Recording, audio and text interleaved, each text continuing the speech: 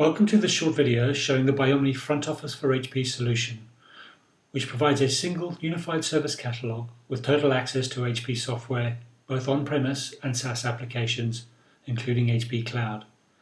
This video will highlight the features of this premium service catalog for HP Service Manager customers, as well as how it integrates to other HP solutions such as HP Asset Manager and HP Operations Orchestration. Biomni is also pleased to become a member of HP Software Marketplace Referral Program, which builds upon our HP EMAP Gold Partner status.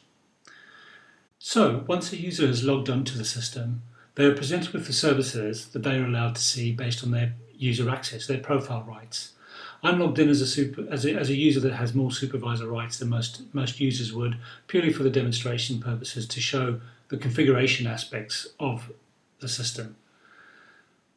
One of the things that you could do, for instance, if you don't like the look and feel of this, you could quickly go into the admin as an administrator, change the theme. So, for instance, if you don't like drop shadows on your categories, just turn that off. Little switch here, turn those off. So all the components of the UI are very much configurable by this UI aspect. And as an administrator, come in, turn them off, select different palettes, etc. Very easy to change those look and feels of the product. What I would like to do though is show some of the key features related to the front office for HP. One of the aspects that we do have within our solution is this area of making it very consumer-like, so App Store-like look and feel, and making it an experience that the users are coming into their office environment and having that same type of experience that they have when they are browsing and shopping in their consumer world when they're at home on their own devices. So one of the things I'd like to demonstrate is, for instance, we have a panel here or a section called the approved applications. And what we've done is we've configured this to have a bunch of software titles that are all configured to allow users to come and provision. Basically, this is saying that these are approved applications. Some of them are free, some of them have a cost associated to them. But I, as a user, can come in and browse these. You can see I can search, I can sort, I can look for particular types of software titles if there's a lot of them. And also if I want to look for a particular type of software for a particular type of device as well. So very configurable, all within setting up this particular app store within the service catalog. When I look at these particular ones, if I go into this Dropbox particular item, what it's showing me is details of it. You'll see there that there's multiple images that the users can browse through. Nice long description. They can click at more details to see what type of devices it's available for instance. Lots of information and even hyperlinks back out to the manufacturer's sites if that's what you so wish. In addition to that, users can also provide reviews back and rate this particular service. So I could come in here, type a review myself, give it a number of stars as to whether I like this product or not, and publish that back into the service catalog owner, or in this case, maybe just the particular app store owner that's providing these solutions. Now, with this particular one, Dropbox, it's a free application, and all we've done is we've enabled a download now button. So this user, all they have to do in order to get access to Dropbox, click on the download now, and it actually loads up the Dropbox site, and they can log on, register, and start downloading that application. That easily could just be coming from a particular location on your network where that particular application is made available for download immediately. So that's one way of providing software. Another way might be actually, instead of it being free, they have to go through some kind of request process. Now what I'll do is if I click on this particular application here, this McAfee Total Protection, you'll note there's actually a cost associated with it, which is just over $50. If I click on that, same process, I could look at the application, see the reviews, but instead of having a download now button, I actually have a request now. If I click that request now, actually it's going to request me to type in some information, and I can fill out that information. You can make these forms either as simple or as rich as you like, with as much information that you need in order for that request to be processed. If I go to click that submit request now, what it's actually going to do is say, well, actually, it needs to be approved, in this case by my line manager. So it calculates based on the information in the system, who my manager is, and it will ask them to approve this request before I can either download it or it'll be pushed down to my device using the various technologies that you might have, or it might be a virtual deployment. But in this case, it has to be approved by a line manager. In this case, we built a rule which says if it's over $50, it needs to be approved by your line manager. So I'm not going to go ahead with that. What I will do, though, is go and choose another one, which is actually, I'll choose a different one, which is below that $50. And in this case, I'll choose this AMG antivirus. Now when I choose the Request Now button, same form, fill that in, click the Submit button, and actually straight away it's now taken me off and submitted that request into the process. And you'll note down here that actually there is a fulfillment set of tasks that are going away in the background to actually provision that piece of software. In this case, what we're doing is we're actually going to create an interaction in the HP Service Manager, and that ticket will be processed within there. But we could create lots of different steps, and you're going to see that a little bit later on as well. So that's one process I'd like to show you. The other thing I'd like to do as well is just go through maybe a more complicated process, one which is about bringing on employees into your workforce. So if I click on this one here, Employee Services, in fact, actually, if I drill into that a bit more, you'll see you can have lots of subcategories, lots of services within those different subcategories. And in this case, actually, the employee onboarding service is situated down here. Now, in terms of ITIL, what we can do is allow you to put in as much information as you require to describe that service to the business. So not only what the service is about, what the price is, how much it's going to cost to them in the business. And you can see this information can contain very rich, detailed either images, hyperlinks out to other systems or websites that enables that user to make an informed decision about what service they're requesting. Prices and SLAs and so on and so forth. So it conforms to the ITIL type functionality of containing lots of information that describes the service, even child services and version history, etc., etc. A lot of information that can be contained within that service. So I'm going to click the Request Now button, and this is an onboarding of a new employee. And what it's saying is, in terms of getting this employee onboarded into your organization, there are things that they need to have to do their job.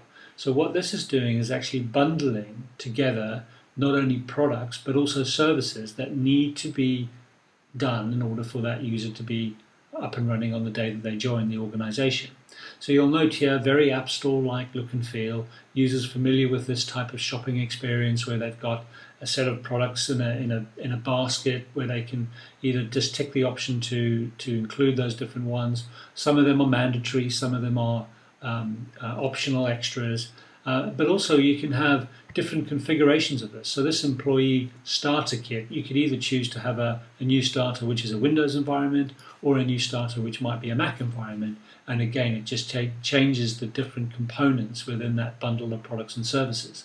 Again, all very configurable. If I just go back to the Windows version here, I can show you not only within the bundle of options, there are choices that the users can make. So actually, in terms of just being a desktop, I could choose to go and have a notebook, for instance, and the prices are there different. So it's introducing standards by stealth into your organization. Users have a choice, but actually it's a very controlled choice, and that means that we can automate this process further down the line. So let's just choose one of those. What I will also do is I'm going to choose this option to have, I also like to have Visio for this user. So I'm going to tick the Visio option there and add that to my basket. And now I will request this.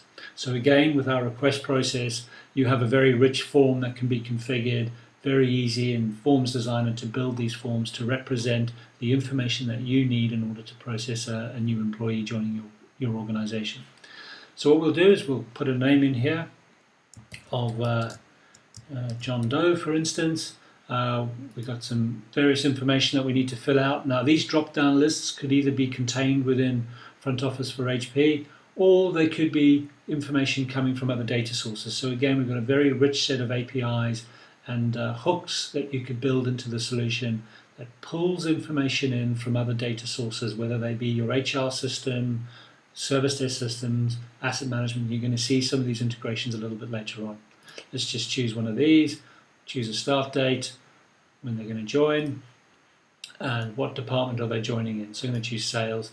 And again, the form will change based on various criteria. So I've chosen a particular department here, and then I get my drop-down list of roles within that department.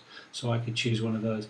If I chose a different department here, I'll choose marketing, I'll actually get a different set of job roles appearing in that list. So let's choose a marketing assistant in this case, and that could be all the information that's required. We could also say that we want other processes to be attached to this particular request. By just ticking these boxes, I could say, yes, I need them to have access to the finance system, or maybe these are just security passes, or you maybe need a security check to be done against a particular individual. So it's not only about getting authorization in the business, it's also about doing compliance and making sure that all the various checks and balances are put in place when onboarding a particular new employee. Let's just go through this next set of steps. You can see there's a little process to see where you are within the thing, but what I'm going to do is click on the Submit Request Now button. If I submit the request, again, what we do is we calculate who needs to approve this particular request. And in this case, we've got a line manager in there for the person to approve, in this case the money manager again. And also, because I ticked that box of finance, then this person, Jack Jones, also needs to approve this particular request. So I'm just going to cancel that, and we'll go back and we'll untick that box called No. Maybe just step through the line items here and to see what other information is on there. And now when I click the Submit Request button, we'll also see some other additional configurations that we've done. So in this case, what we have done is we've said, because we wanted Microsoft Visio, and in this case we've got the ability to hook out. In this case, we're talking to HP Asset Manager. We can actually go and retrieve license entitlements or license counts for particular software titles. And so what I've done with this is I've set a rule in there in the approval process to say, if a particular software title within the software management process we have less than 20 free licenses available, we need to send it off to the software license manager for them to actually either do some software license harvesting or purchase some new software to make sure that we are compliant with our software procurement, and that we are not going to fall foul of not having enough software titles, or purchasing too many when we don't need to as well. So you can build lots of checks and balances and effectively automate as much of this process as possible, and ensuring that not only is software validated during the procurement cycle or the request cycle, but also we could then deploy the software down automatically to desktops, or make sure that they're installed on the particular device that the user's using. So I'm happy with that. In this case, we only notifying the software license manager, and we're going to get Many Manager to approve that particular request. So I'm going to click the Submit button, and now that request has now been submitted. And you can see that actually it's just notified the person in the software license role, and this person, Many Manager, now has to approve it. So just to simulate, typically what would happen is a user, in this case Many Manager, gets an email. They will have a hyperlink on that email address to then log back into the system. It will take them straight back and get to them, approve it. We also support mobile smart devices. So if they're using their smartphone, instead of loading up a website, it'll load up a smartphone-friendly website in order to enable them to approve that particular request, or decline it for that matter. So just to simulate what would happen there, I'm not going to log in and log back out again, because I've got supervisor rights here. I can just simulate that by clicking on the inbox, seeing my approvals. In this case, Many Manager here, I can go in and click the Approve button. And effectively, this is the screen they would have been dropped into if they had clicked the request link within their email. So I can approve, decline, or stick on hold. In this case, I'm just going to approve it. I can see all the other information that was associated with this particular request. That request now has been approved. So in terms of the user that's originally raised this request, they can come in and keep tracking to see where things are within their particular request that they've raised. So in this case, I can come here, request and onboard a new user. I can see that it's in progress. When I look at the process of this, I can see that there's a number of stages here. I can look in the approval. I can see everybody who's approved it, or not, as the case may be. But also I've now got a fulfillment tab.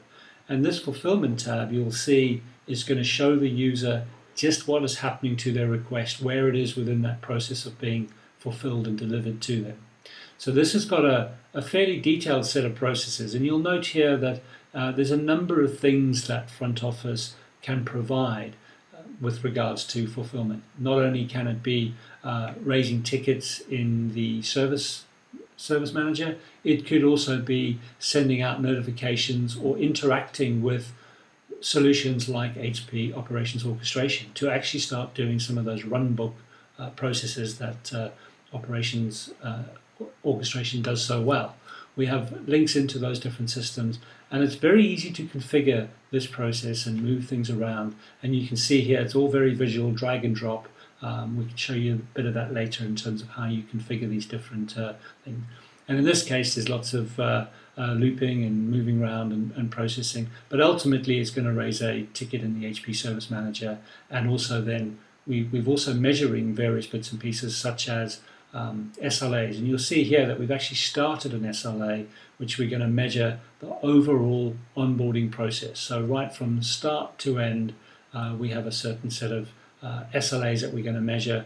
And if I look a bit further down within the processes, we've also got further sub-SLAs that are measuring specific parts of a given process. And in this case, what we're going to do is measure when it goes through this asset recycling stage. We're actually going to measure how long it takes to go through that process, because maybe you've got some compliance or you want to give particular departments measurements, because that might be how they are measured and processing their jobs within their organization. So let me show you how that process works. You'll see here that it's actually sitting at this source computer. So what, again, we can do is link out to other systems. In this case, what we're doing is going to link into Asset Manager, where if I go to the inbox and become that person who's been notified to actually do something with this particular request, it's actually sitting down here as Jack Jones has just come through. And if I drill into that particular request there, you'll note here that it's telling me about the request and actually saying you have to do something with this. So I've got to click the Edit Request button and go in and do something. So down the bottom here, it says, do you want to assign from stock for this particular computer? So as an asset recycling person, I can say, well, actually, let me go and look at the stock situation in Asset Manager, and we can put criteria on this. So it says only pull back assets of a certain type that have a certain status associated with them, i.e. that are available or free in stock in a particular location, for example. So if I click on that Assign Computer, what it now does is it brings back dynamically all the free items based in a particular location within Asset Manager. So I could view those and say, well, rather than buying a new PC, I'm going to assign from stock this particular one here. Click the OK button. And then what we can do is run a process as well that says, right, reassign that particular item in the Asset Manager to this new user with this cost center. And then that means that we don't need to purchase them a new PC, and we're going to recycle that one that was sitting, that's been ready for recycling. Complete the task, everything's done on that, and now I can, this particular request will then go to the next stage. So as a user, again, I can keep coming back and tracking my status of where things are. So here I am back on boarding the new process. You can see we're still in SLA, we've still got the little green traffic lights there to see where everything is. But again, back on my fulfillment now, I can view this and you can see actually we've now gone through that reserve stock process. We've emailed the Asset Manager and we've actually measured the SLA. And actually you'll note there that all those SLAs have passed. And what it's now doing is it's also going, and you'll see there's also a parallel process of doing things. Because we didn't tick that finance required option, we didn't actually need to go to the finance group to add them into the AD to give them the access to the finance system. Down here we've got a ticket now being raised in Service Manager, and that's where we now have handed off to Service Manager, and Service Manager will now take on that process of dealing with that request, and whatever process you've dealt with or set up within your service desk solution to deal with that process will now be taken over, and front office for HP will be sitting there receiving status updates back from Service Manager in order to give that user a status update of where the process is. So if I just now flip into Service Manager And if I look at my service desk, and I can click in there, and then what we've done is we've loaded these into an interaction queue, but they can be loaded directly into a change ticket or any particular type of queue that you want to raise. If I just go to the end of the queue here, here's the one I've just raised down the bottom, is request to onboard a new employee. And if I can look at that, we can start to add some additional information in here. We can add more information and do various bits and pieces that you wish. You could start to go through the process of stepping this through, and I'll just do this very quickly, and we'll say we're going to add them into North America. It's hardware assignment and a particular date that we require it by, which might be a week today. So click the finish button and update that particular process within Service Manager. I can save that and do all the various bits and pieces that I need to do. And even where it comes back to actually updating and sending status updates back, you can very easily add new information. So these ticket updates, the activities, if you tick that visible to the customer, those will appear back to the user within front office. So again, the user only has to go to one place to see the information related to them that's coming back from Service Manager. If I flip back to front office, and I'll just refresh that page very quickly, you'll see that the status now has gone from request status open and from progressing to open and idle, because it's raised the ticket in Service Manager, and we're going to keep looping around and keep checking the status of that process within Service Manager until ultimately Service Manager says, right, we've done this now, we've completed that particular incident, and we can close that ticket down. And then it will carry on with the process. If I just step through some of the other statuses up here, if I look at the SLA, you'll note here that we can have various types of SLAs measuring lots of different parts, and we could be putting warnings in there. So we could say, look, this particular SLA, the overall onboarding process, should take 3 days. However, if this SLA is still active after 2 days, we're actually going to change the status to amber, and we're going to set a warning out to this individual Jack Jones. It could be multiple people, it could be a group. But effectively we're saying here that, look, rather than wait until the SLA fails, let's notify somebody before it fails so that maybe they can go and circumvent a failure. And you can see you can have different types. This one's doing 3 days, and another another SLA rule is looking at 1 hour. And you can have various different closes, and it's telling you here that this is all passed. These are the dates and times that it's passed, and this one is scheduled to fail in a few days' time. So looking back at our request information, various details will be coming back, including the service desk ticket that was assigned to it within Service Manager. That will be there, and the status is currently saying open and idle. So let's just close that ticket down within Service Manager, and I could quickly put a code in here of solved by workaround, for instance, whatever the closure code might be, and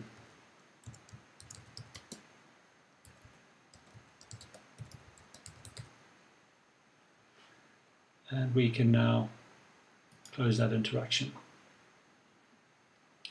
And that's the process done within Service Manager. Clearly there would have been a lot of other steps that would have happened within your Service Manager process, and all of those stages and status updates would have been sent back to front office for them to see, for the user to then see that. But from a user's perspective, I could just be tracking all my details, and you'll see here on my quick link section here that ticket has now been closed as well. So a lot of information can be pulled back out of various different systems. In this case, we've shown interaction with both Service Manager and within Asset Manager. And also what we can do is we can show other interactions. If I just scroll down through the service catalog and show other different sections and categories, we can also have these additional sections called panels. And these panels are, in this case, it's looking at Service Manager. So even if I, as a user, have rung a service desk and they have logged that incident on my behalf directly into Service Manager, I could still come back to my service catalog in this case and browse and see the latest status of each of those incidents that have been raised for me within Service Manager. And if I look at this particular one, the install software one, I could look at that, I can see it, see any information associated with it. We can also set it up so you can interact as well back to Service Manager, maybe send status, comments back to the service desk via this route as well. But all of these will then contain additional information, what those interactions were, and various other comments as well. So it doesn't have to be raised through the service catalog via this route. You could also ring up the service desk, but still track, still see the status and the information relating to those incidents in Service Manager. So in terms of just finishing off, very quickly I'll show you the configuration of this, because this is one of the things that really does help the premium service catalog from HP be able to be configured very easily by organizations. So your service catalog here can contain lots of other information. You can see it's very easy. It's all WYSIWYG, drag and drop information. You can create additional categories. You can very easily add panels, which are these areas where you can configure iframes, configure additional interactions with other websites or hooks out to other websites, and also just add app stores as well. So you can have lots of different app stores which contain SKUs and pricing and the ability to download apps directly to the desktop if that's what you require, or stream them or push them into a virtual environment. But if I look down here at this employee services one, I can drill down into that, and you'll note here that we have an employee onboarding one, which is a version 6, but we actually have a draft one called version 7. You cannot make changes to live services that your users are raising requests against. You do need to make a draft, i.e. a new version. You can then edit that, and when you're ready to make it live, you click the Make Live button, and it then supersedes the previous version. What we'll do is we'll just go and very quickly edit this one, and you can see very easily it's just quick and easy to configure these, what data you want to have in here. And it's just literally left to right, go along the top here. You can set up all your pricing information, SLA, your dependencies, who has access to this within the organization. So again, all the profile rights. But if I click on the action button, this is where you're saying, okay, what form are we going to attach to this particular service? So here we have a form which is to request and onboard a new employee. And very quickly, again, left to right, just work your way through. Lots of integration hooks, as you can see. This is where we're hooking out to get the software information in Asset Manager. But you've got your form, and your form is literally just drag and drop. So here's all your field types down on the left-hand side in your toolbox, and you can literally just drag and drop these into your form on the right-hand side. You can have different sections, which maybe have a heading, multiple columns, and also more advanced fields, such as hooks out to other systems or tree view lists, asset management, etc., etc. Very easy to configure, drag and drop, add them in, and decide on how you want the form laid out, whether you want lots of different panels. You can also embed lots of information such as iframes in here as well, and images, to really make it look like your system that you want your users to use when they come into the office. Stepping along the top here, you've got various different roles and approval. The approval process is very easy to configure, but also very sophisticated. There's lots of different rules that you could put in there. As I mentioned before, I've said in this particular case, I've said I want this particular rule to be fired off when the licenses available field has less than 20. So that information that hooks out to Asset Manager, if it comes back and there's less than 20 spare licenses, then this rule is going to get fired, and we're going to need to notify this particular user in this case.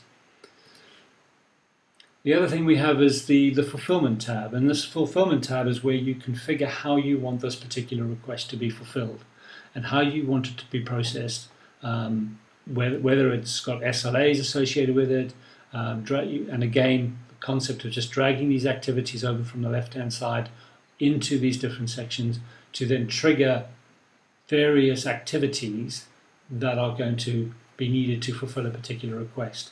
And again, we have the capabilities to drop specific adapters in, PowerShell scripting. Again, we would have the adapters in for operations orchestration and various other solutions, not just within the HP portfolio, but lots of other technologies that we can interface into via these particular activities by just dragging and dropping the various containers in there. And as you can see here, pretty straightforward, not really programming environment, it's more business orchestration that a user needs to know about how to configure something and how to then fulfill it. They can then just move these containers around, drag them in, put the dependencies in, and start building the process that's required for that request to be fulfilled. Various SLAs, capabilities, but one of the big differences that Biomni has is this capability of having a multi-client solution. What we mean by multi-client is our solution can be configured for a service provider that wants to have a single service catalog, but they want to publish that out to multiple customers. And those multiple customers could then have variations on the process that is configured for a given service. So what I'll do is I'll just quickly go to this variant tab at the end here. So once you've got your form, you could then say, well, actually, we need to create a variant for a given client that we have within our customer base. And so if I can assign and add as many different clients into this, and you configure clients in a different area, but in this case, we've got a specific variant for this client ABC. So if I drill into that, that's where I'm now changing this form specifically for this client, or clients. You can have multiple clients using one particular variation as well. And I could just come in here. In this case, I've decided that my client is ABC, and my form change that I've made is, rather than having that one particular image, I've actually put their logo in, for instance, as part of the configuration. Now, it could be as simple as an image change or color scheme, or it could be as complicated as the rules of how you fulfill that request or the approval process for that given client. Lots of different things, but it gives you that flexibility, a nice, easy process to allow for the different ways that your clients in a multi-client environment need their requests to be processed. So that's a very simple way of assigning different variations in a multi-client environment. And once you've done your form changes, you can then save that, go back to your catalog, and once you're ready, you can then click on the Make Live button, and then that will then become the live version, and your version 6 will then be superseded. And then you can continue to just keep changing and adding more and more services as you see fit. So I'd like to conclude the demonstration there. Please, by all means, contact your HP account manager for further information and pricing, and we can organize a more precise demo for your requirements. Thank you very much.